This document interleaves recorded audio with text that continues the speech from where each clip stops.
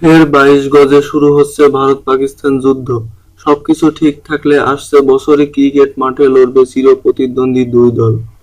শ্রীলঙ্কার ৭০তম স্বাধীনতা দিবসে ইন্ডিপেন্ডেন্স কাপ নামে ৪ দেশের মধ্যে ক্রিকেট সিরিজ আয়োজন করবে দেশটির ক্রিকেট বোর্ড।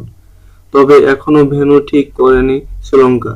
শ্রীলঙ্কা ক্রিকেট বোর্ডের প্রেসিডেন্ট থিলাঙ্গা সুমাতিপালা জানালেন, ফেব্রুয়ারিতে দুবাইয়ে আইসিসি বৈঠকে এ সিরিজ নিয়ে আলোচনা হবে। পাকিস্তানের বিরুদ্ধে খেলা নিয়ে এরই মধ্যে বিসিসিআই এর সঙ্গে বসেছিল শ্রীলঙ্কা ক্রিকেট বোর্ড। এছাড়া সিরিজ নিয়ে সম্প্রতি ভারত-পাকিস্তানের প্রধানমন্ত্রী নরেন্দ্র মোদি ও নওয়াজ শরীফের সঙ্গে আলোচনা করেছেন শ্রীলঙ্কার প্রধানমন্ত্রী রনিল বিক্রমসিংহে।